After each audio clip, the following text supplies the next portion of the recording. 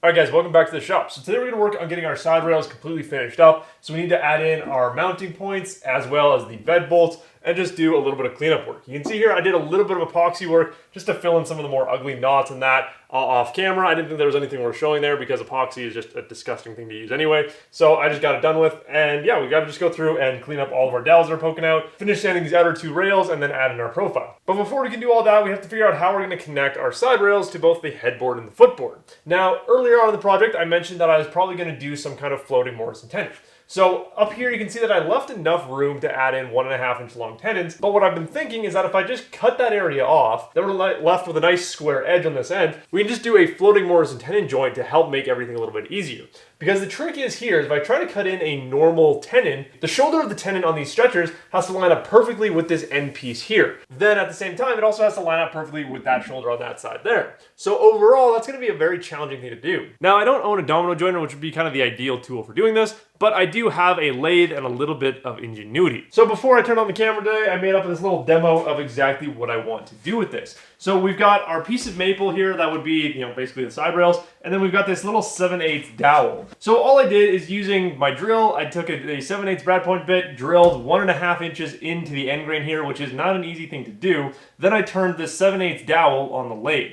Now, when I was drilling this hole, I didn't take the time to set anything up, make sure we're square any of that, so you can see it's at a pretty good angle. But the trick here is that I want to know how strong this single joint is. Because not only are our side rails heavy, not only is the entire bed frame pretty dang heavy, but when you add two adult human beings and a mattress on top of everything, you gotta be able to hold a certain amount of weight. So what we want to make sure of is that this is not going to be a weak point here. The other important thing to understand about this is that when we're testing just one, we can multiply that easily by 4. So if this one dowel can hold, a couple hundred pounds, then we easily know that between the 4 dowels that are on each side rail, we're going to be able to hold plenty of weight to support this bed. Because it's also important to remember with a bed frame that you do have center runners that are meant to help support the weight of the mattress and that, and those are legs that are going directly from the center of the mattress basically down to the floor. And this bed is going to have 2 of those center rails, so we're going to be dispersing plenty of weight right to the floor, right in the middle of the mattress. So the side rails are only dealing with about 1/4 of the total weight of the whole mattress and the people sleeping on it. So overall, again, we're not dealing with that much weight here. And so for a quick weight test, all I really have is myself. I don't really have any other good way to test this. So fully dressed with boots and all, I weigh right around 150 pounds. So if I can put 150 pounds hanging off the end of this dowel, because again, remember, this is the worst way to test this. This is not how the joint would actually be. There'd be a lot more support to it. So if I can load my full body weight onto the end of this dowel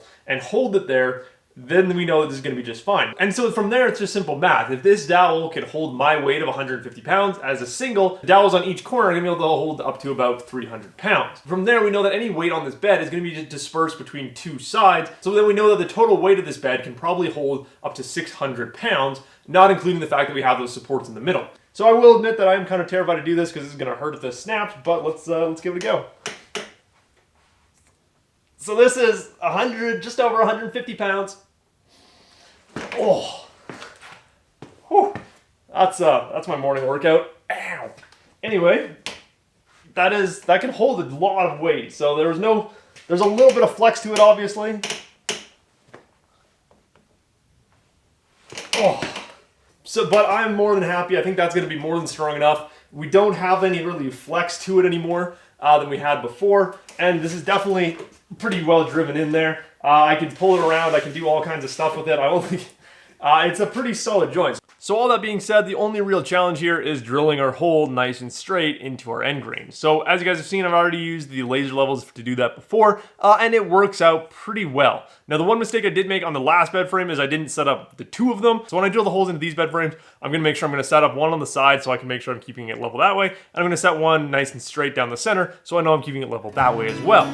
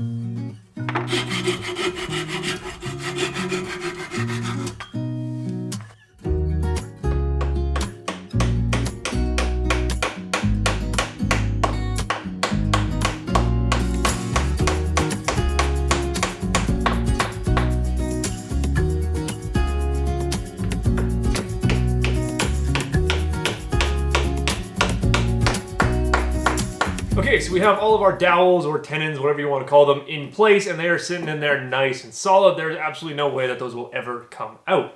So hopefully I did everything right, but if not, we'll have to figure it out from there. So anyway, when I was making these dowels, I made sure they were a very tight fit going into the holes that are into our side rails here. So as you guys saw, I put a little dab of glue on the inside there, and then I hammered these in, and it took a decent amount of effort to actually hammer them all the way into that hole. Now that was very intentional because I wanted to make sure that these would never ever come out. I want them to be as fused to this piece of wood as absolutely possible. So what that means is that exposed bit that's hanging out right now is going to be very tight when we drill the 7/8 holes that are going to go into our legs pieces. So now all we have to do to adjust these is just give it a little bit of a shoe shine with some either 180 or even 120 grit sandpaper, and that'll just slowly remove a little bit of material from all the sides of it to make sure that we get a nice tight fit up. And so I was thinking while I was doing this is actually a way better idea than going through all the work of cutting tenons onto here, because it has the exact same strength rating, I would say. Because when you think about the tenon, the only area of the tenon that's actually carrying the load of the side rail and the eventual weight of the mattress is the bottom of that tenon. So even if we did two pretty thick, beefy tenons on either end of these stretchers, it would disperse the weight the exact same way that we have these two dowels here.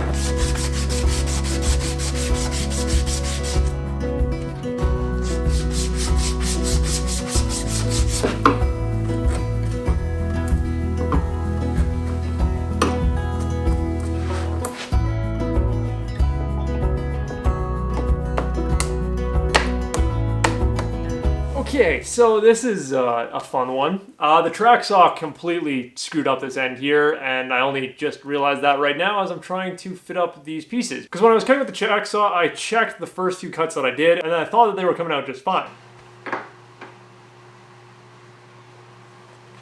Probably square down there.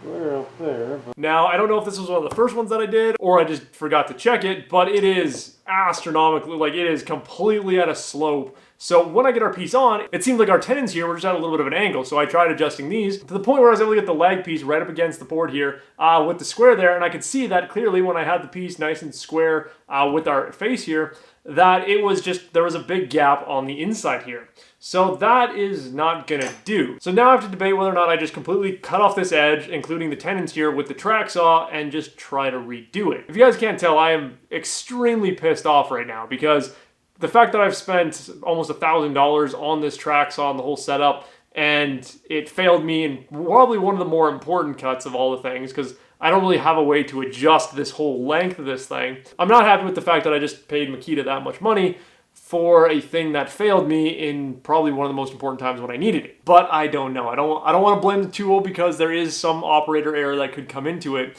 But now I'm left with a pretty massive issue that I have to figure out how to fix. Okay, so I checked all of my edges and they're all equally screwed up. We've got a very obvious taper, just as bad as it ever was with my little rigid circular saw.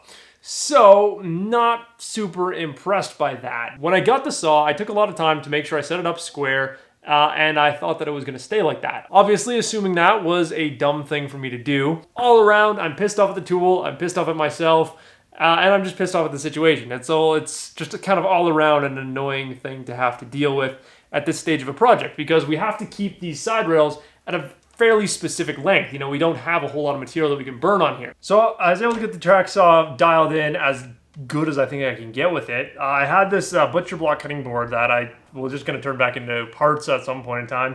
just sitting in the shop here. So it's 1 3/4 of an inch thick, same as our pieces that we're going to be cutting. So I was able to check that to get an accurate. I started by using some MDF and I got it to a point where it was cutting square on there. Then I thought, okay, I should check it on something that's actually the same thickness as our pieces. And when I moved the saw over to that, it was no longer nice and square. We were back at a leading at a little bit of an angle. So now I've got it to a point where it's cutting mostly square. The problem is perfectly square in some places and not at all in others.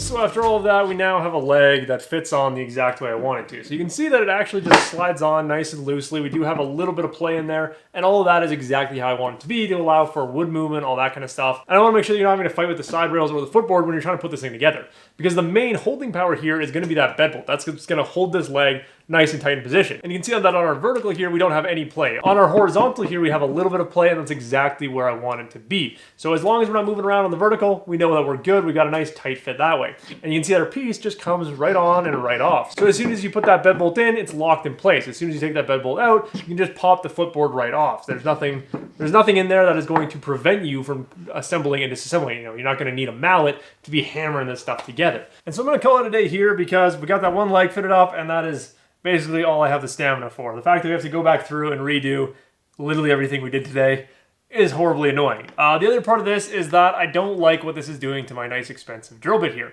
Because when I re-drilled these two holes, the glue that I put in initially to hold those tenons in, it hasn't cured up at all yet, and so I'm hoping that if I leave it overnight, the glue that I put in the other 3 sides that we have to do here will at least harden up slightly. Because right now I've got a bunch of glue gunking up on the end of my brad point bit here, and that is really, really bad for the bit if you keep using it with that glue on there, because it just makes everything catch, and it's just not a good time. So I'm going to take this bit in with me and soak it in some water and wash it off, hopefully, and get it back to a nice clean edge, and that should restore it again. Because yeah, having glue on your drill bits is a really, really bad thing. So we're getting there. It's very slow progress at this point, but we are, again, every day we're just getting a little bit closer to being done with this project. And I am very much so looking forward to it. So anyways, guys, I do hope you enjoyed this video, and I will see you in the next one.